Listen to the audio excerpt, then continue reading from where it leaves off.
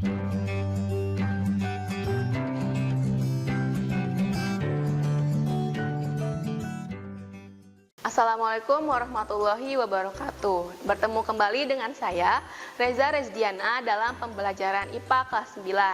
Nah, hari ini kita akan membahas mengenai pewarisan sifat atau genetika. Nah, apa itu genetika? Genetika adalah cabang ilmu biologi yang mempelajari tata cara penurunan sifat dari induk kepada keturunannya. Nah, faktor penentu pewarisan sifat. Nah, pewarisan sifat dari induk kepada keturunannya disebut dengan hereditas. Sedangkan cabang biologi yang khusus mempelajari hereditas adalah genetika. Nah, dalam genetika, gen merupakan faktor yang sangat penting, di mana gen merupakan pembawa sifat dari induk kepada keturunannya. Nah, gen adalah sepasang DNA yang menentukan sifat tertentu atau membawa ciri tertentu. Nah, gen terletak di dalam kromosom, sedangkan kromosom terletak di dalam inti sel. Nah, selanjutnya mengenai kromosom. Kromosom adalah benang-benang halus yang berfungsi sebagai pembawa informasi genetis kepada keturunannya. Atau kromosom adalah struktur berbentuk batang yang terdapat di dalam inti sel atau organel sel tertentu yang mengandung gen. Sepasang kromosom yang bentuk dan ukurannya sama disebut kromosom homolog. Nah, bagian-bagian kromosom. Nah, kromosom terdiri dari dua bagian, yaitu bagian kepala dan lengan kromosom. Di mana pada kepala kromosom yang disebut dengan sentromer dan lengan kromosom atau lokus merupakan badan kromosom yang terdapat gen di dalamnya. Nah, bentuk-bentuk kromosom. Nah, bentuk yang pertama adalah metasentrik, di mana kedua lengannya memiliki panjang dan ukuran yang sama. Kemudian submetasentrik, di mana salah satu lengannya lebih panjang. Kemudian akrosentrik dan telosentrik yang hanya memiliki satu buah lengan kromosom. Nah, selanjutnya adalah tipe kromosom. Tipe kromosom dibedakan menjadi tipe kromosom tubuh atau autosom dan kromosom kelamin atau gonosom. Nah, kromosom tubuh menentukan ciri-ciri tubuh, sedangkan untuk kromosom kelamin menentukan jenis kelamin dari satu individu, jantan atau betina. Nah, macam kromosom pada sel kelamin manusia. Kromosom akan menempati sebuah sel, dan sel tersebut memiliki kromosom yang berbeda-beda. Ada dua macam kromosom yang ada di dalam sel kelamin manusia, yaitu kromosom X dan kromosom Y. Pada wanita, kromosomnya adalah XX, sedangkan pada pria kromosomnya adalah XY. Nah, jumlah kromosom. Inti sel tubuh dan inti sel kelamin suatu organisme mempunyai jumlah kromosom yang berbeda. Kromosom yang terletak di dalam inti sel tubuh bersifat diploid atau dilambangkan dengan N atau berpasangan. Sedangkan di dalam inti sel kelamin atau gamet bersifat haploid dilambangkan dengan huruf N dan tidak berpasangan. Jumlah kromosom pada sel tubuh manusia sebanyak 46 kromosom atau 23 pasang. Sedangkan pada sel kelaminnya, yaitu pada sperma atau sel telur adalah 23 kromosom. Nah, selanjutnya adalah istilah-istilah yang muncul dalam genetika. Yang pertama adalah gen. Gen merupakan segmen tertentu di DNA yang ada di dalam kromosom yang menentukan sifat keturunan tertentu. Nah, kemudian kromosom. Kromosom merupakan faktor pembawa sifat keturunan dari induk kepada anaknya. Kemudian adalah istilah parental atau yang artinya adalah induk. Kemudian ada filial yang artinya keturunan. Nah, untuk keturunan generasi pertama dilambangkan dengan F1 dan keturunan generasi kedua dilambangkan dengan F2. Selanjutnya adalah genotip. Nah, genotip adalah sifat yang dibawa oleh gen dan tidak tampak dari luar. Sedangkan fenotip adalah sifat yang tampak dari luar dan hasil perpaduan antara genotip dengan lingkungan. Kemudian ada yang disebut dengan dominan. Nah, dominan ini merupakan sifat yang lebih kuat atau banyak muncul pada keturunan. Kebalikan dari dominan adalah resesif, yaitu sifat yang lebih sedikit atau lebih lemah muncul pada keturunan. Nah, selanjutnya ada intermedier, di mana intermedier merupakan sifat yang sama-sama kuat muncul pada keturunan. Sedangkan semi dominan adalah sifat yang merupakan interaksi antara kedua sifat atau merupakan sifat perpaduan. Kemudian homozigot. Nah, homozigot ini merupakan pasangan gen yang sama kuat. Nah, homozigot dominan dilambangkan dengan huruf kapital, dua huruf kapital, misalnya A kapital, A kapital. Sedangkan homozigot resesif dilambangkan dengan dua huruf non kapital seperti A non kapital dan A non kapital. Kemudian untuk heterozigot adalah pasangan gen yang tidak sama kuat. Misalnya dilambangkan dengan A kapital dan A non kapital. Kemudian ada istilah galur murni. Galur murni merupakan keturunan satu induk organisme dengan genotip homozigot, biasanya dominan. Kemudian ada istilah backcross. Backcross ini merupakan persilangan antara F1 dengan induknya yang dominan. Nah, selalu ada test cross, di mana test cross ini merupakan persilangan F1 dengan induknya yang resesif. Kemudian untuk persilangan atau hibrid, nah persilangan dibagi menjadi persilangan monohibrid, dihibrid, ataupun trihibrid berdasarkan pada berapa sifat yang berbeda pada organisme tersebut. Nah, persilangan monohibrid. Persilangan monohibrid ini adalah persilangan yang memiliki satu sifat beda.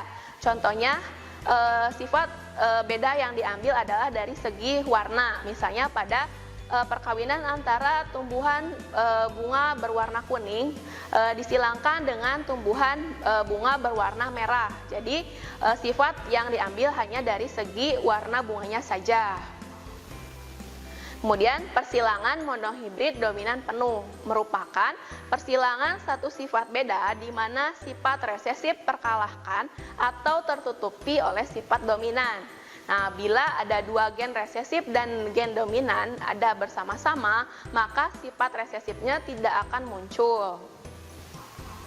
Nah, sedangkan untuk persilangan monohibrid yang semi dominan merupakan persilangan satu sifat beda di mana sifat resesif dan sifat dominan saling mempengaruhi pada keturunan.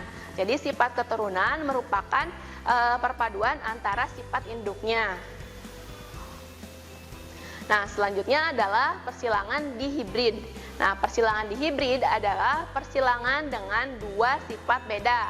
Contohnya, sapi bertanduk pendek berambut putih dikawinkan dengan sapi bertanduk panjang berambut hitam.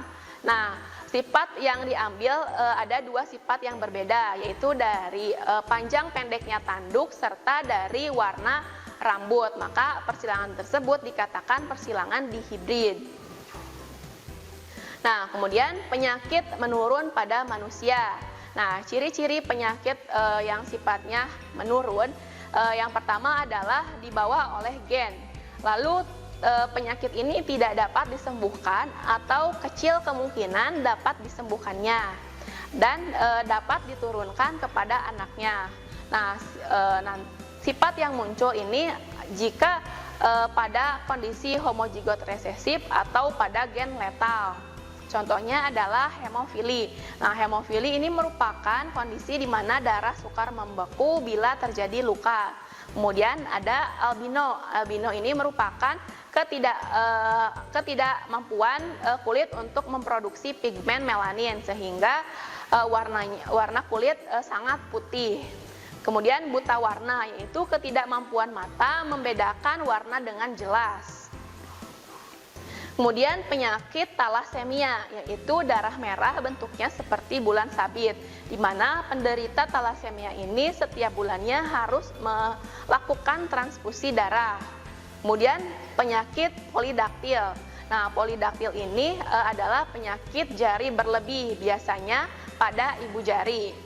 Lalu kepala botak, di mana kulit kepala tidak ditumbuhi oleh rambut. Kemudian penyakit hipertrikosis, yaitu tumbuh rambut pada daun telinga dan berwarna hitam.